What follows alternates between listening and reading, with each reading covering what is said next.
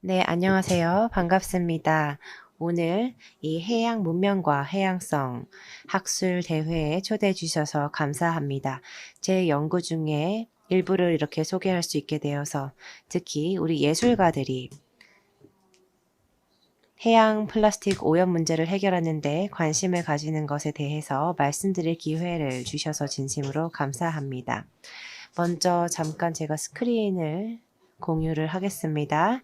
제 발표의 제목은 플라스틱 스피어에 누가 살고 있는가? 플라스틱 오염에 대한 예술과 과학의 대응입니다. 제 생각에 오늘 이 세션의 주제와 꽤 잘 맞는 내용이 아닐까 하는데요. 예술가와 과학자들이 이 해양 플라스틱 오염이라는 주제에 관심을 갖게 된 현상에 대해서 저도 한 10년 정도 연구하고 고민을 해 왔습니다. 작년에 저는 플라스틱 오션, 해양 오염에 대한 예술과 과학의 대응이라는 책을 출간할 수 있는 기회가 주어졌는데요.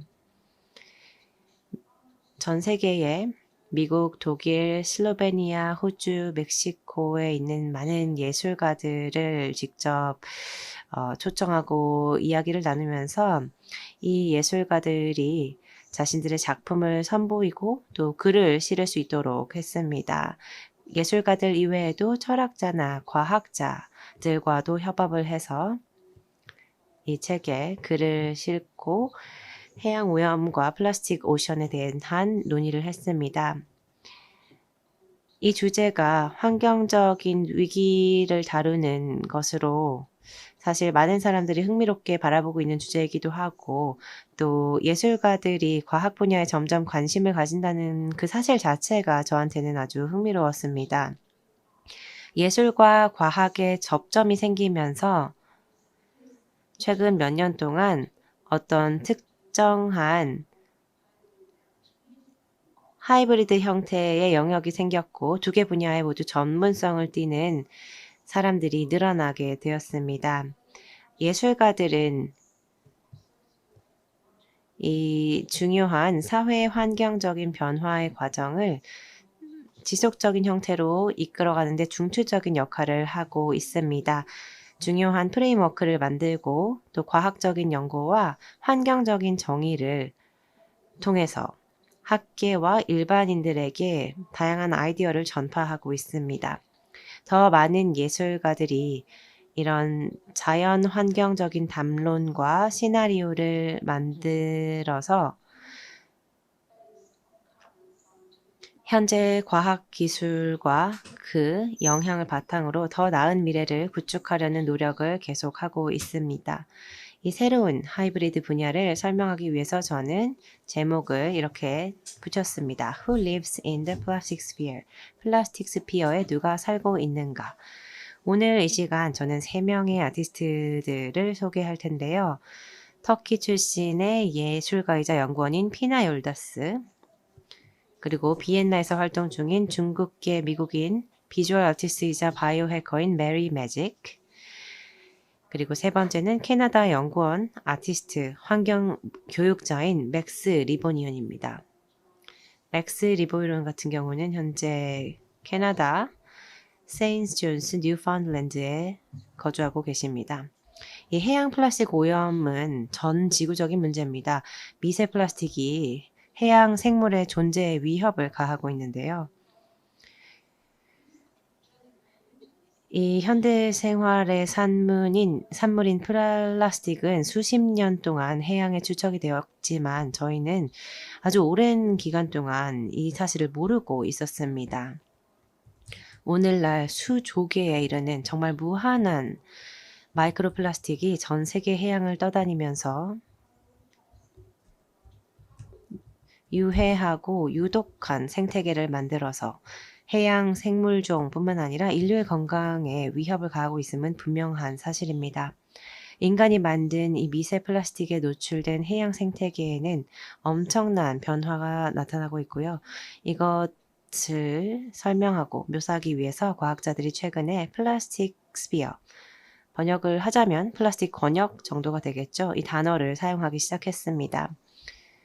북대서양에서 채취한 시료에 기반해서 로드 아일랜드의 과학자들은 플라스틱 스피어에서 새로운 세균성 암초가 출현하고 있다는 사실을 발견했습니다. 이 암초는 이전에 알려진 해양 환경의 자연 조건과는 상당히 다른 특징을 가지는데요. 독성 미세 플라스틱 입자는 어떤 목재, 깃털 또는 식물이나 자연적으로 떠다니는 해양 물질이 제공하는 것과는 완전히 다른 병원균, 박테리아, 조류, 미생물에 대한 조건을 만들어냅니다. 이 미세 플라스틱 입자는 굉장히 유독하고 또 해양 환경의 독성 화학 물질을 흡수하는 성질이 있기 때문에 어떤 독약의 운반 매개체가 되고 있습니다. 여기 2014년에 이 화면을 보시면 제가 예술 작품 하나를 공유를 하도록 하겠는데요. 2014년에 현재 샌디에이고에서 활동 중인 피나르 욜다스는 과잉 생태계 Ecosystem of Access라는 예술 작품을 만들었습니다. 이 베를린에서 솔로 전시가 진행이 되었는데요. 이 가상 유기체의 포스트 휴먼 생태계와 그 환경에 대한 비주얼 내러티브를 창조했습니다. 어떤 해양 플라스틱의 오염과 유독성에 적응해버린 생물들의 생존 전략에 대한 것을 묘사한 것입니다. 전시실에 들어서면 이 사진들이 전시가 된 것이 보이는데요. 현미경으로 관찰해서 확대한 미세 생물들의 사진입니다. 이 과학자들이 과학기술을 이용해서 찍은 사진이죠. 작가는 이 사진들을 다시 그림으로 재현했습니다. 총 12개의 작품으로 시리즈를 만들었는데요. 첫 번째 그림은 라이프 매거진의 사진을 기반으로 하고 있습니다. 바로 이 작품입니다.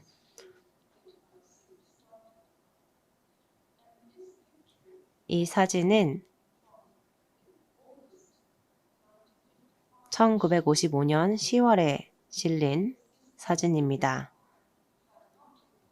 이 10월호에서 라이프 매거진은 일회용 삶, Throwaway Living 이라는 제목의 아티클을 실었는데요. 일회용품들에 대한 이야기입니다. 여기 사진에는 콜라주 기법을 이용한 것을 보실 수 있고요. 이 아티클이 우리가 처음으로 Throwaway Society, 일회용 사회라는 용어를 사용한 시점입니다. 이후에 현대 미국 사회에서는 많은 사람들과 가정이 대부분 플라스틱으로 만들어진 일회용품들을 지속적으로 사용해 왔습니다.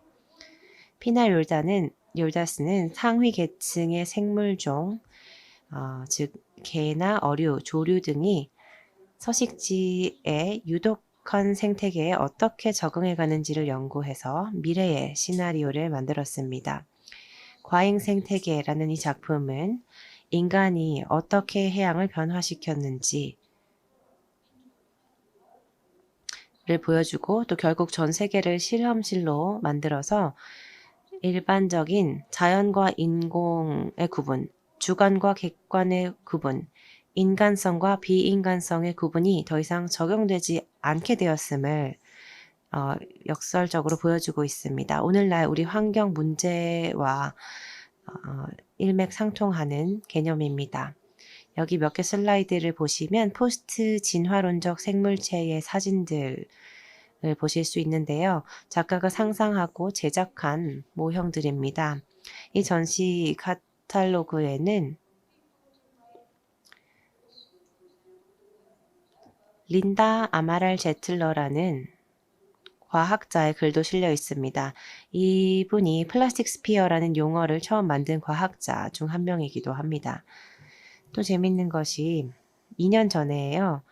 피나 욜다스 작가가 베니스 건축 비엔날레에 초청을 받아서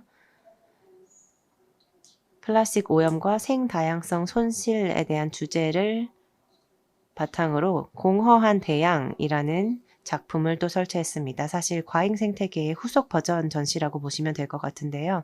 전 세계의 많은 관객들에게 굉장히 중요한 작품을 선보일 수 있는 아주 의미 있는 자리였다고 생각을 합니다. 2014년에 과잉 생태계라는 작품과 2021년에 공허한 대양이라는 이 작품은 이 가상 유기체의 포스트 휴먼 생태계 그리고 그들이 상상하는 환경을 묘사하고 있습니다. 이를 통해서 우리 관객들이 미래의 가상 시나리오의 강렬한 비주얼 내러티브를 맞닥뜨릴 수 있도록 하는 겁니다.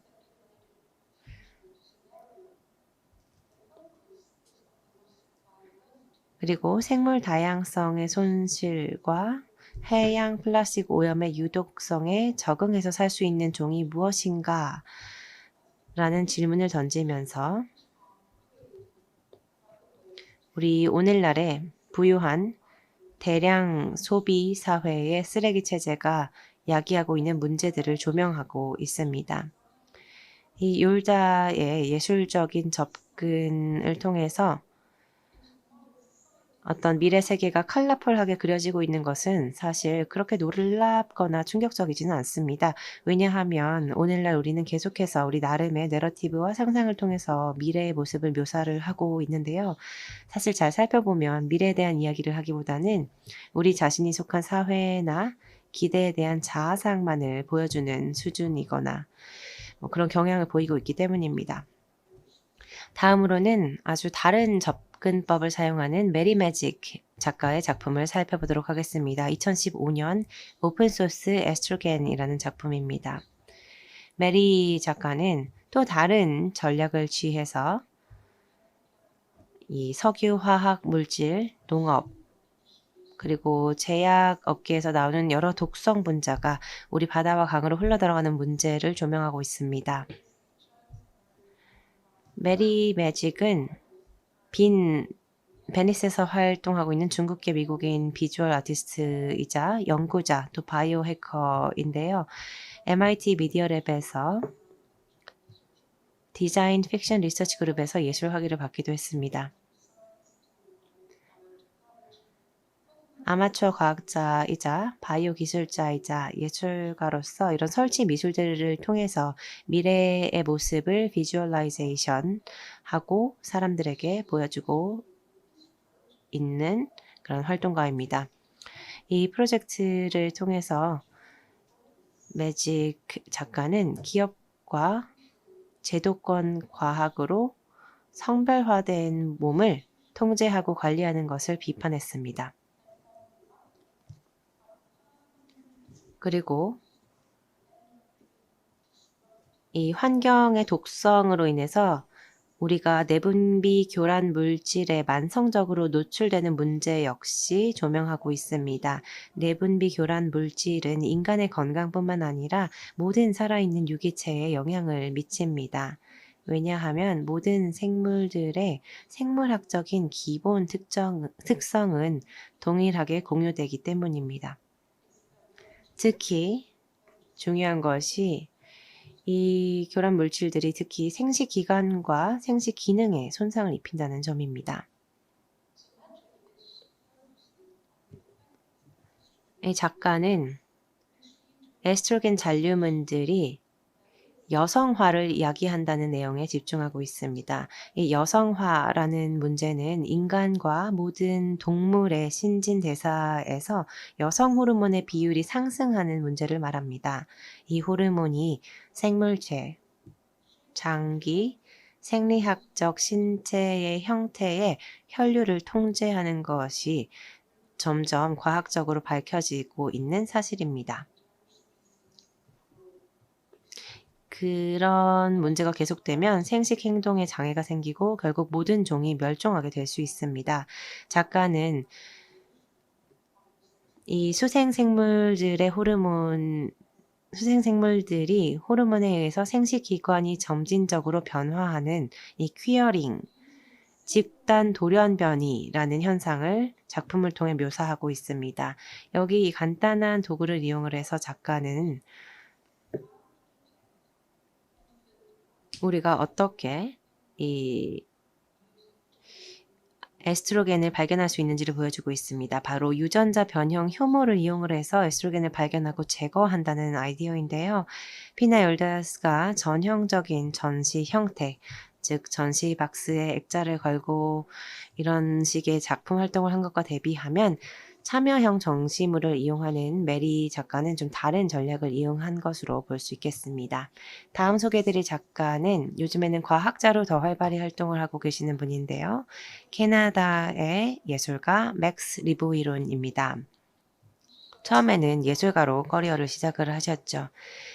캐나다의 아티스트이자 연구자인 이 맥스 리보이론 작가는 폐기물의 물질성이 그 특징이 어떤 우리가 가지고 있는 폐기물 체제와 그 사회 문화적, 경제적 영향에 대해서 논쟁을 일으켰다는 사실을 집중하고 있습니다.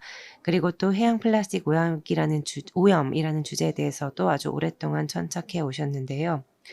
현재 뉴파운드랜드 세인트 존스의 메모리얼 대학에서 지리학과 교수를 역임하고 계십니다. 또 동시에 사회학과에서도 교수로 활동을 하면서 해양 제도나 어업, 해양 프로그램 등을 가르치고 연구를 하고 계십니다.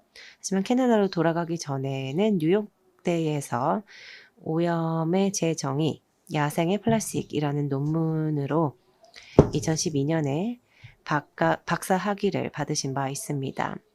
오늘 저는 이제 이 맥스 리보이론 작가의 3개의 프로젝트를 소개할 텐데요. 저녁 요리, 디너 플레이트 라는 작품을 먼저 보도록 하겠습니다. 그리고 여기는 다시 저녁 요리 사진이고요. 다음은 대구 물질, Cod Object라는 작품, 그 다음은 플라스틱 육지, Plastic is Land입니다. 이 3개의 프로젝트가 사실 하나의 연구로 묶여 있습니다. 플라스틱 소화 연구라는 제목으로 묶여 있는데요. 해양 환경에 넘쳐나는 이 미세 플라스틱으로 인해서 플라스틱을 섭취하게 되는 어류와 그 영향을 살펴보는 프로젝트입니다. 어류는 플랑크톤을 먹습니다. 하지만 동시에 미세 플라스틱 입자가 워낙 작기 때문에 그 크기가 거의 플랑크톤 유기체 크기와 비슷하기 때문에 불가피하게 미세 플라스틱을 섭취하게 됩니다. 또 이 어류는 플라스틱을 직접적으로 이렇게 섭취를 하기도 하고 또 먹이 사슬에 따라서 동물성 플랑크톤에 축적된 플라스틱을 간접적으로 섭취하기도 합니다. 다시 이 화면에는 대구 물질 Cod Object라는 프로젝트의 사진인데요. 이것이 바로 플라스틱을 섭취한 어류의 결과물입니다. 어류의 소화기에서는 눈으로는 볼 수 없는 이 미세 플라스틱들이 끝없이 발견이 된다고 합니다. 또 리보이론은 그 예술 활동 이외에도 어떤 조직 연구 활동을 위한 단체를 만들기도 했습니다. 이 과학적인 장비 등을 통해서 환경을 살펴볼 수 있도록 하는 연구실인데요.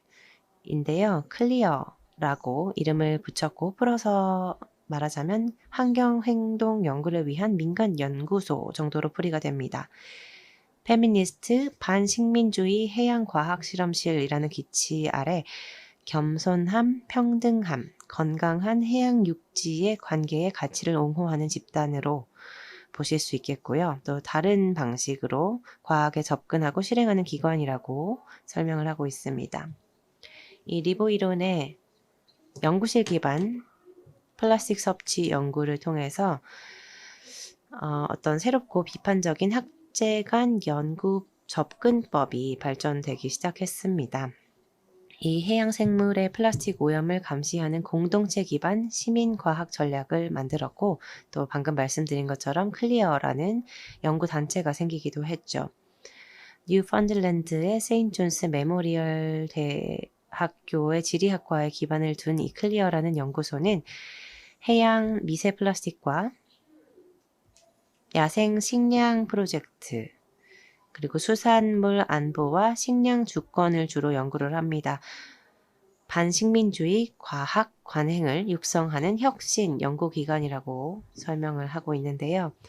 과학 지식, 과학 연구 방법, 실험실 연구 이런 활동들은 리보이런의 예술과학 연구 활동의 주요 전략입니다. 과학 연구를 좀 다른 방법으로 할 수 있게 하는 강력한 동기를 제시하고 있습니다. 또 하나 언급할 점이 이 뉴펀틀랜드의 역사를 살펴보면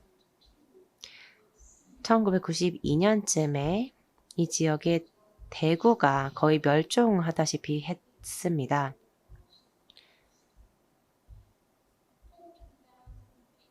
이러한 문제로 인해서 약 4만 명이 직업을 잃었습니다. 결국에 이것은 환경만의 문제가 아닙니다. 우리 인간에게도 영향을 미치는 지역사회의 문제입니다. 지역사회에 큰 어려움을 가져온 사례가 되었습니다. 그렇기 때문에 이러한 환경 생태계적 위기가 여기 그래프로 봤을 때는 어떤 과학적 그래프, 데이터처럼 보이지만 실제로는 사회적인 문제나 동요로 이어진다는 것을 꼭 명심해야 할 것입니다. 맥스 리보이로는 또 새로운 학문 영역을 개발하고 내세우고 있습니다. Discard Studies라고 지금은 이름이 붙어 있는데요. 폐기물과 폐기물 체제를 좀 다른 시각에서 바라보는 학문입니다. 또 많은 저서를 남기고 있습니다. 듀크 대학교와 함께 오염은 식민주의다 라는 책을, 그리고 MIT에서 Discard Studies라는 책을 출판했습니다. 맥스 리보이로는 예술에서 과학으로 분야를 옮겨서 이제는 정치적인 활동들도 하고 있습니다. 2017년 발표문에서 다른 연구진들과 함께 우리가 국제적인 어떤 협약을 제정을 해서 해양 플라스틱 오염 문제를 해결해야 한다고 주창하기도 했습니다. 그럼 결론 짓도록 하겠습니다. 우리의 해양 생태계가 현재 플라스틱 스피어, 플라스틱 권역으로 바뀌고 있다는 것은 명백한 사실입니다. 피나르 욜다스, 메리 매직, 맥스 리보이론과 같은 과학 예술가들이 학제 간 협업 모델을 탐색하는 동기가 되고 있기도 합니다. 과학은 우리 공동체가 미래에 어떤 삶을 원하는지, 또 어떤 종류의 열망을 달성할 수 있을지, 또 화석 연료 기반의 자본주의와 대양 소비주의 속의 문제들은 무엇인지에 대한 질문들을 던지고 있습니다. 해양 플라스틱 오염이라는 이 문제는 사회적, 생태계적 질문에 깊이 있는 상관성을 가지고 있으며 이제 우리에게 그 시급성을 인식하고 체계적인 변화를 선도하라는 메시지를 전하고 있습니다. 여기서 그럼 저는 발표를 마치도록 하겠습니다. 마무리하면서 다시 한번 이렇게 저를 초대해 주시고 또 제가 연구 내용 중에 일부를 여러분과 함께 공유할 수 있는 기회를 주셔서 진심으로 감사하다는 말씀 전합니다. 감사합니다.